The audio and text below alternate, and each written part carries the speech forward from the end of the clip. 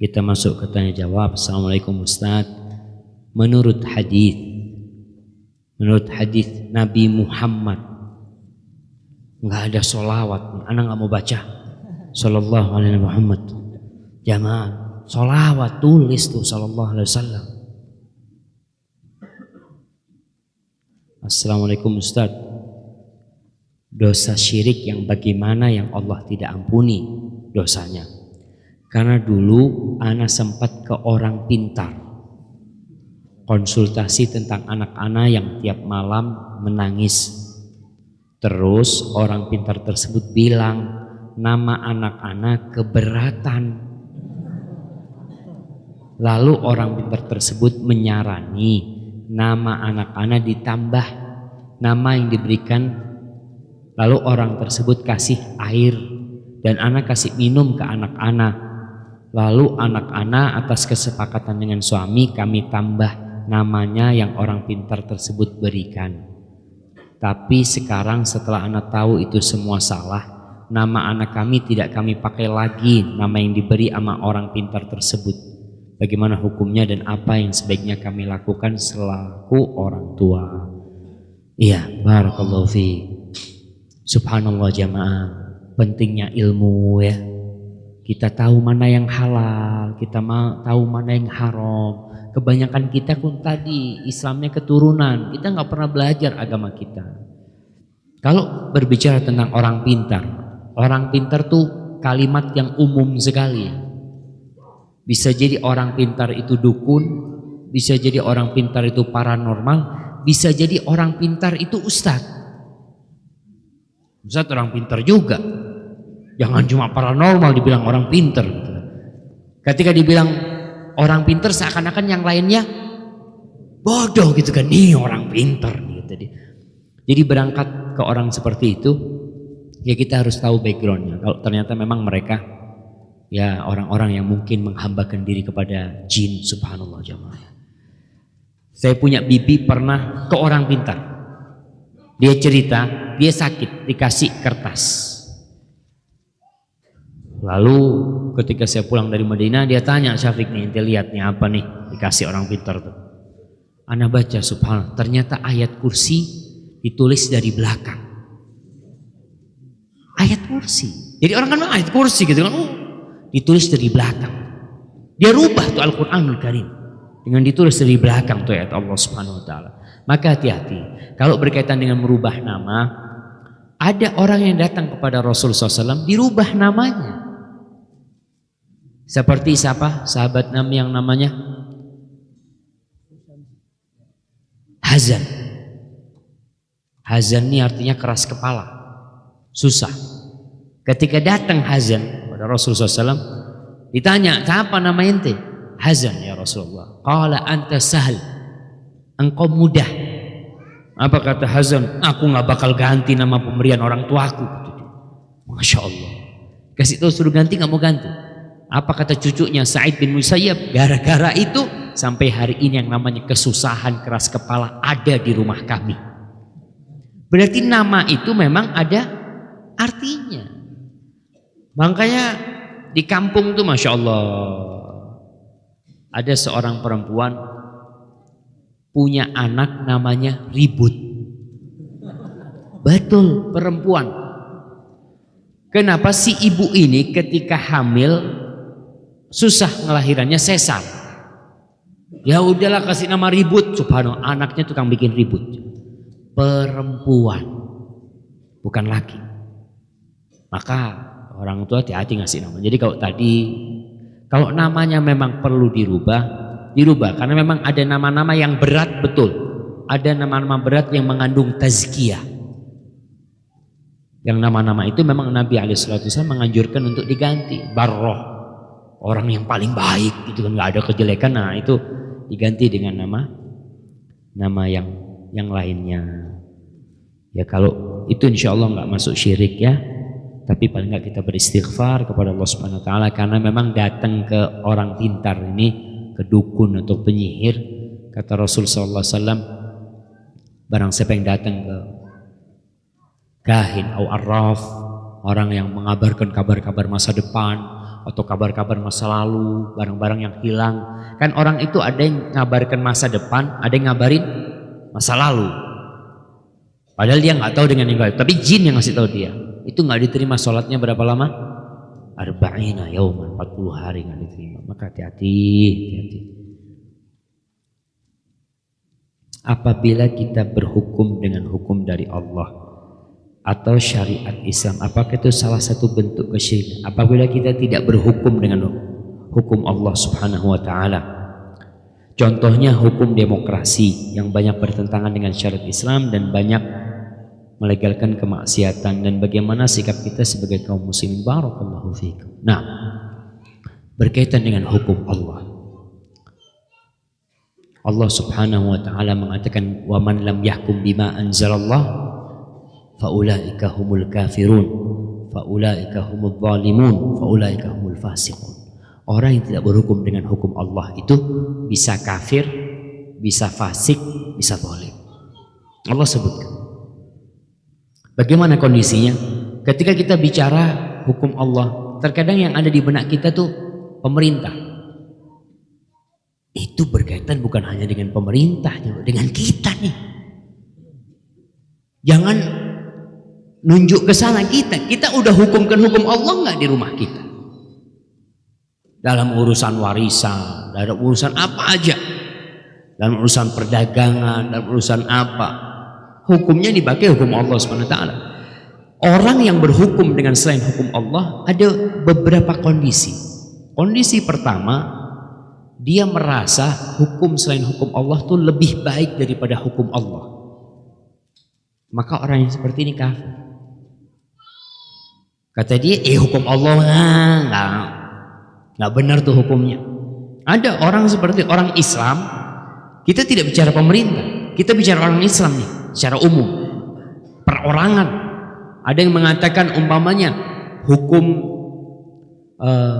orang yang membunuh dibunuh, ya ini hukum nggak jalan nih. Ada hukum yang lebih baik daripada hukum ini, bisa kafir orang itu. Ingat, tatkala kita bicara bisa kafir, jadi dalam Islam itu ada yang namanya takfir muayyan, ada yang namanya takfir mutlak. Takfir secara umum, ya barang siapa yang melakukan ini kafir. Tapi ketika ngomong perorangan, bisa jadi orang itu nggak ngerti. Beda lagi hukumnya. Ketika ada hukum pengkafiran, maka yang Ahlus Sunnah wal Jamaah itu orang yang paling takut dalam urusan pengkafiran. Kalau kita melihat sekarang model ISIS, semua yang tidak mau gabung sama mereka kafir sama mereka.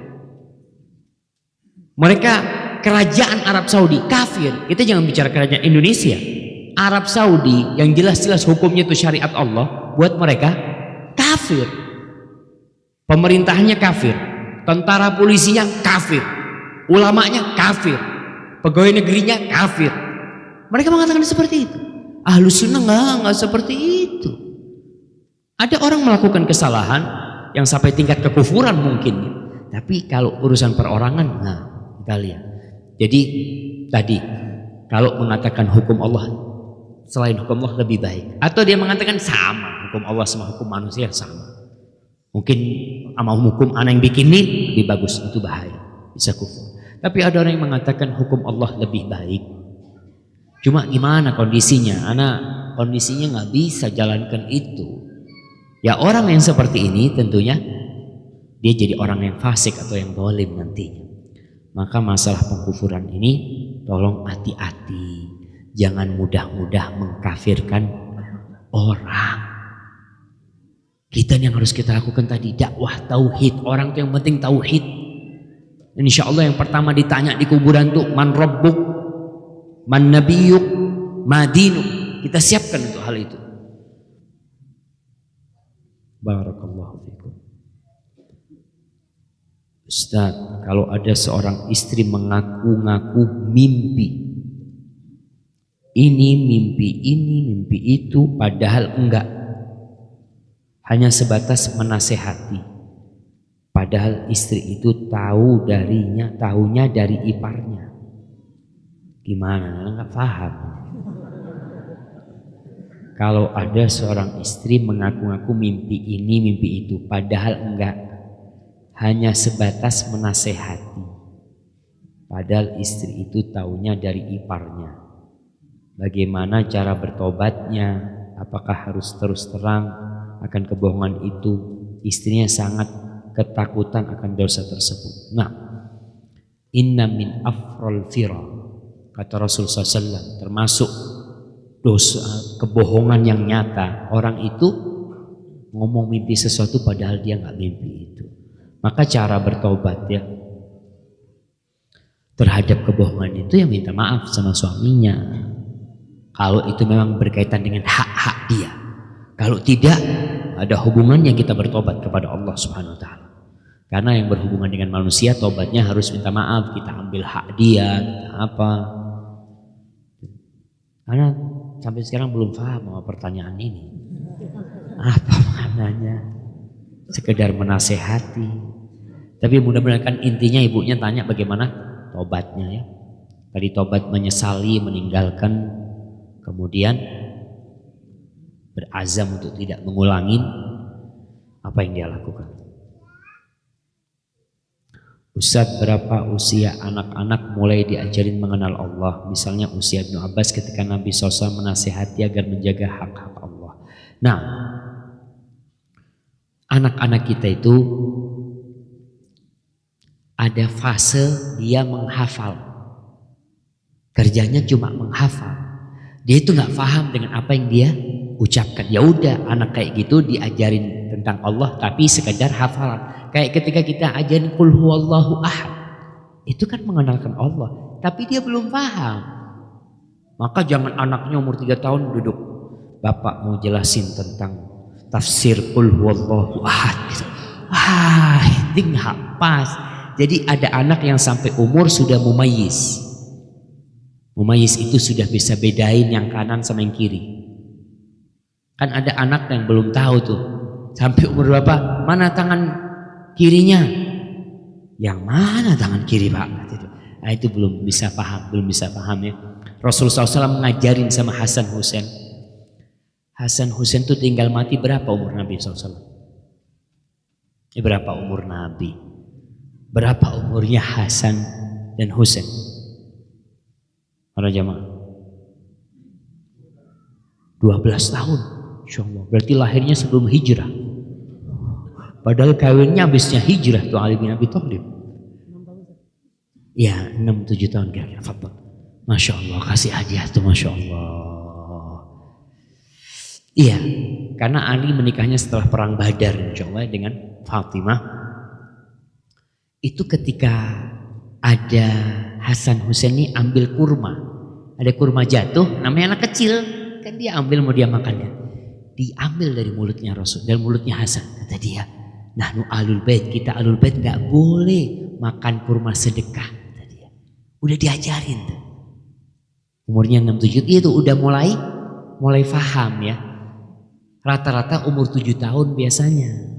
Maka Rasulullah SAW mengatakan muru auladakum bis shalah li sab'in. Suruh anak kalian sholat mulai umur 7 tahun. Ingat, disuruh. Beda dengan diajak. Nyuruh sama diajak tuh beda.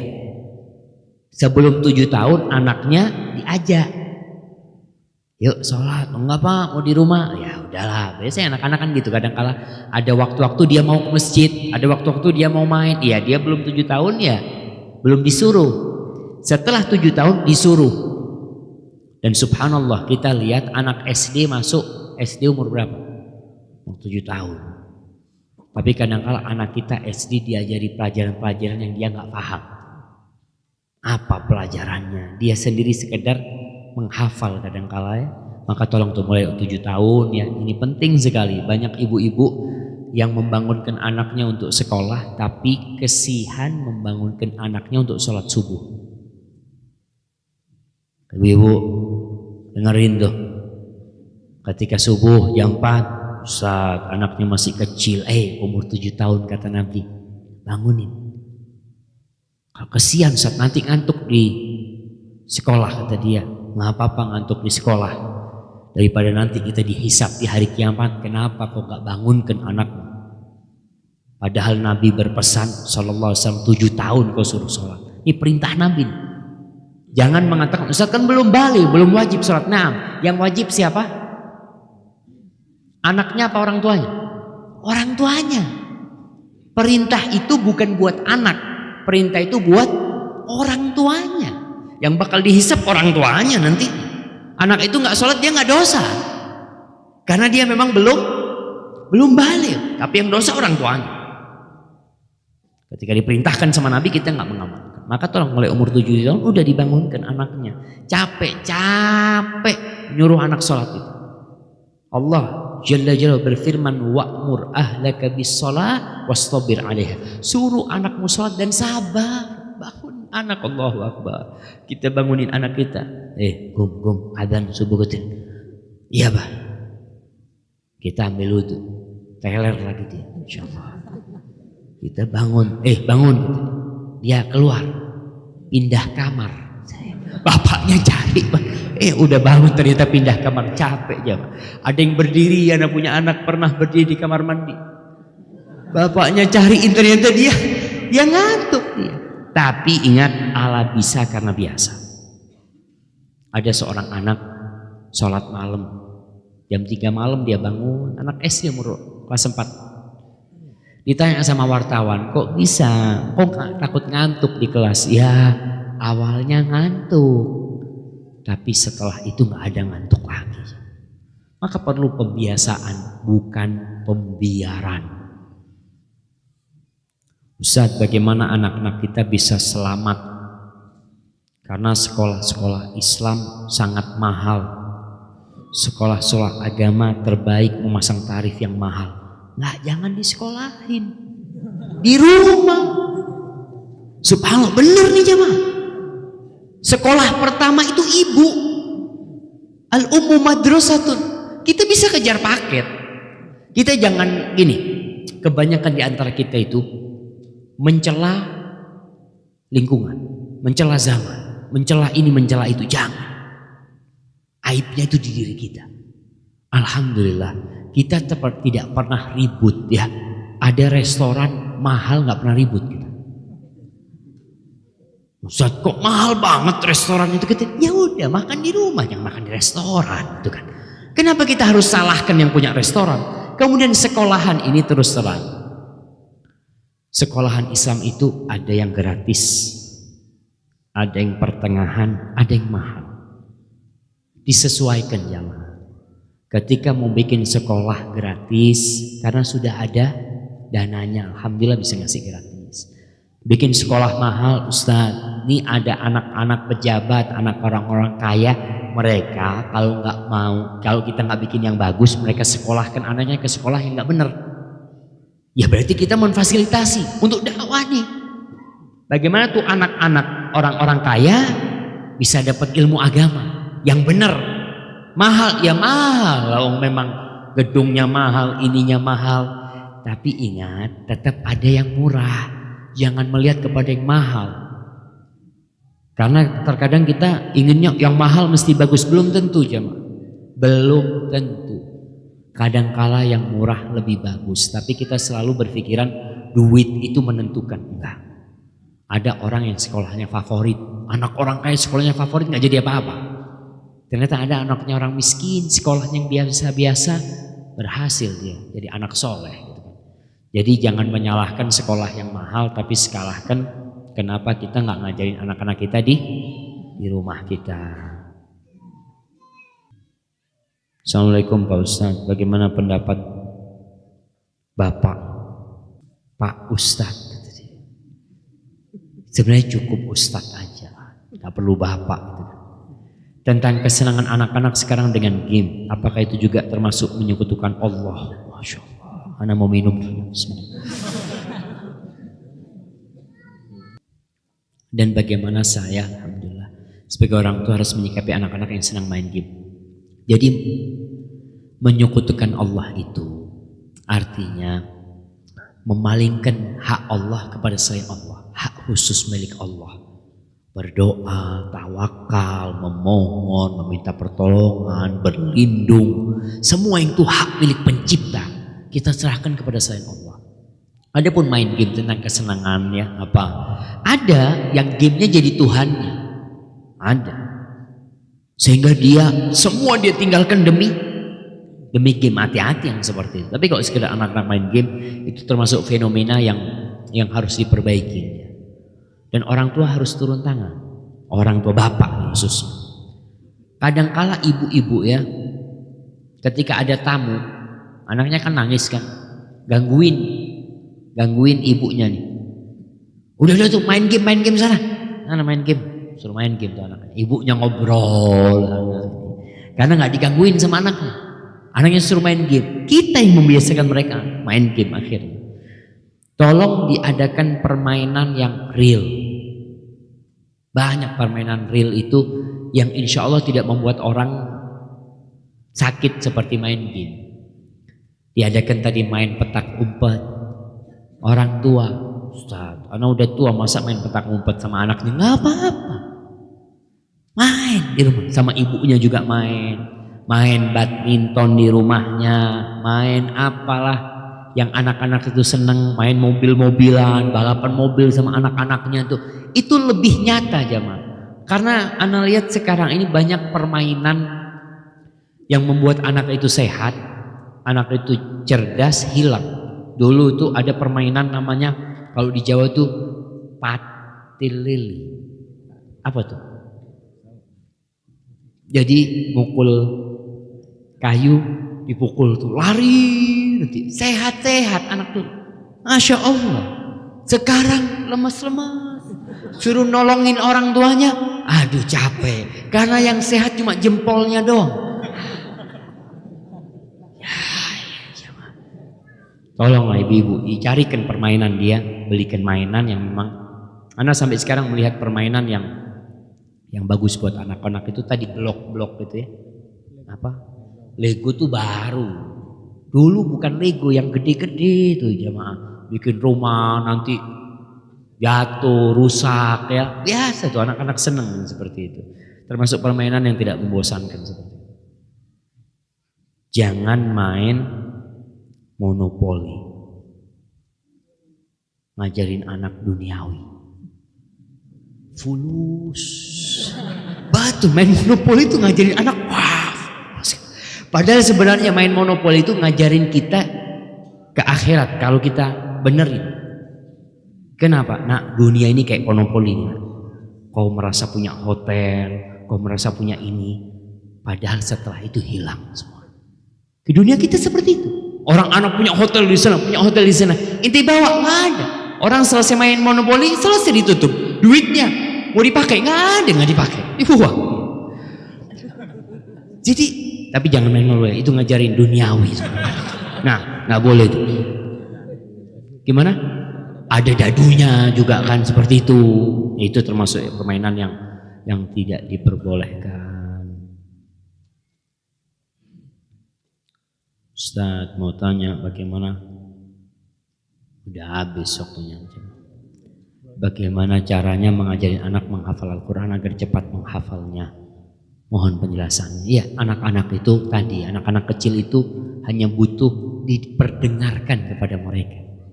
Ibunya sambil nyuapin anaknya, baca qul huwallahu ahad, Allahu samad, terus anak itu akan merekam. Terus yang penting dia diperdengarkan. Karena kebanyakan anak kecil itu hafal Al-Quran tanpa bisa membaca. Dia kalau bisa membaca belum bisa baca Quran, tapi udah hafal 1 juz ya, udah hafal mungkin juz amma. Itu banyak dengerin, setelin kaset ketika dia main atau apa, mau tidur ya. Insya Allah anak-anak itu bisa cepat hafal Al-Quran Karim. Nah, Ana mau tanya saat ini, apa hukumnya akhwat yang aslinya berjilbab, namun di sosmed ternyata dia memajang foto tanpa jilbab. Terkadang fulanah itu suka foto selfie, padahal dia bercadar. Ya yang seperti ini doakan, mudah-mudahan dapat hidayah. Memang jamaah sejak ada sosmed ini, banyak orang itu seakan-akan ada sarana untuk menunjukkan eksistensi dirinya. Foto di mana aja foto dia. Ya mungkin dia keimanannya masih belum ya. Tapi alhamdulillah dia sudah mau pakai kerudung, tinggal kasih nasihat. tolonglah kerudungnya dijaga, karena di sosmed nanti yang melihat itu mungkin dia berpikir nggak ada yang melihat tuh saat kecuali cewek-cewek. Nah, tapi mau cewek-cewek disebarin ke yang lainnya nantinya, itu kadang-kadang berbahaya nantinya, sehingga auratnya dia tampakkan kepada orang lain. Hanya Allah lah yang kita taati dan kita patuhi. Apabila yang saya sampaikan benar itu dari Allah, kalau ada yang salah dan kurang berkenan itu dari diri saya sendiri. Allah dan Rasul yang terbebaskan dari kesalahan itu. Wassalamualaikum warahmatullahi wabarakatuh.